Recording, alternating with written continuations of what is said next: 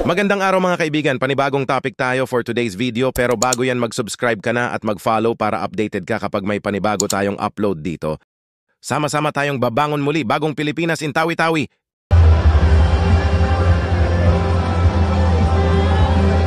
Nakarating na ako sa magandang probinsya ng Tawi-Tawi noon at dapat kong sabihin na ang pagdadala ng mga serbisyo ng gobyerno doon ay nangangailangan ng higit pa sa political will. Ito ay nangangailangan ng isa pang antas ng pag-ibig. At kaya hayaan kong batiin ang mga tao sa likod ng bagong Pilipinas Serbisyo Fair at Presidential Assistance for Farmers, Fisher Folks and Families in Tawi-Tawi.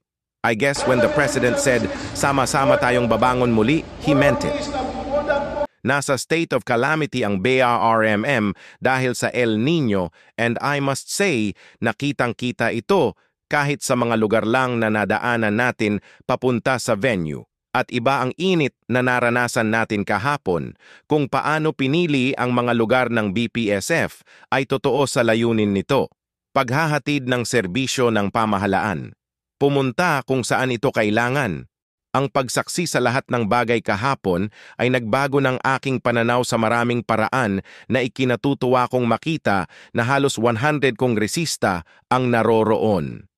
Madaling makuha ang kanilang suporta sa batas at badiyet na kailangan kapag ito ay higit pa sa mga salita at numero, kapag nakita nila ito bilang mga kwento at mukha ng mga tao.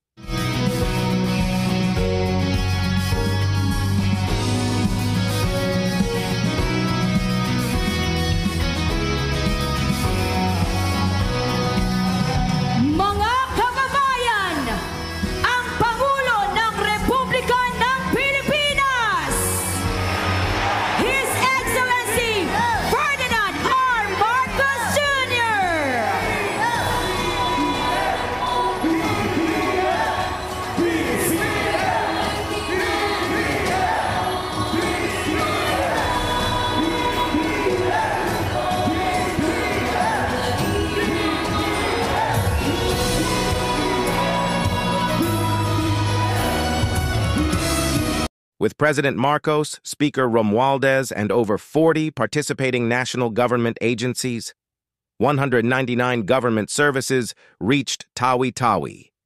Ngunit, alam kong malalagpasan natin ito.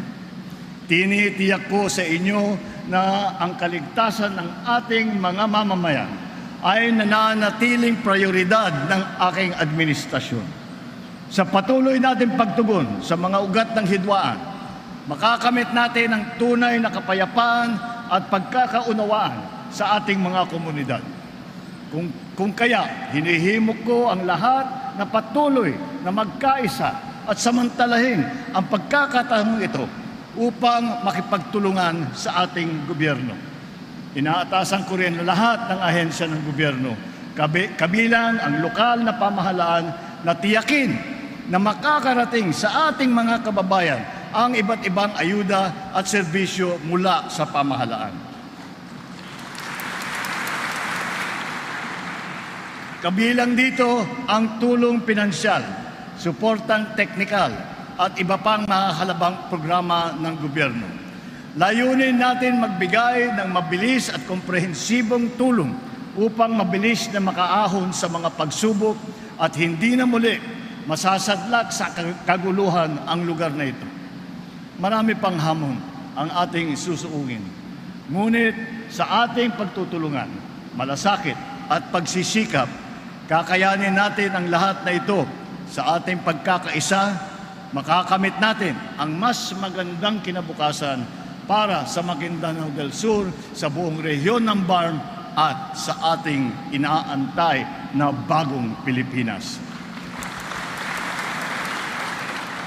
Kaya naman po, kami naman ay kung nagbibigay ang ating DSWD ng ayuda, kung nagbibigay ang ating DOLE ng tupad, ay nakita po namin na baka kailangan din sigurong dagdagan. So, kaya't ang nangyari dito ay may dagdag nga kaming tulong na dala. Ito naman ay para sa bawat probinsya At ito ay galing sa Office of the President para mas madagdagan ang tulong na ibibigay natin sa inyo. Pagpatuloy po natin ang ating naging ugnayan. Simula lang po ito.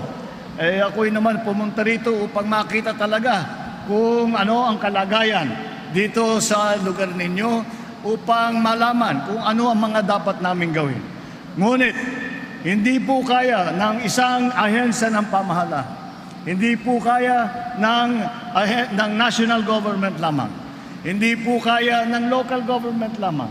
Kaya naman po ay pinagsama-sama natin ang puwersa ng lahat ng ating mga kasamahan upang makamtan natin ang ating hinahanap ng isang magandang kinabukasan. Kailangan din natin na magkaisa. Hindi lamang ang mga opisyal, kung hindi lahat po ng mamamayang Pilipino. Magkaisa tayo, magtulungan tayo, at lahat ng pagsubok na ating hinaharap, madadaanan din natin at darating din ang bagong Pilipinas. Maraming salamat sa inyong lahat. Maraming salamat po, mahal na Pangulo. At yun na nga ang topic natin sa video na ito. Ikaw na nanonood ngayon, anong masasabi mo? Comments mo na dyan sa baba. At para naman updated ka sa mga upload ko, don't forget to like and follow. Hanggang dito na lang. Ako si Philippine Vision TV, nagbabalita mula sa Pilipinas. Thank you.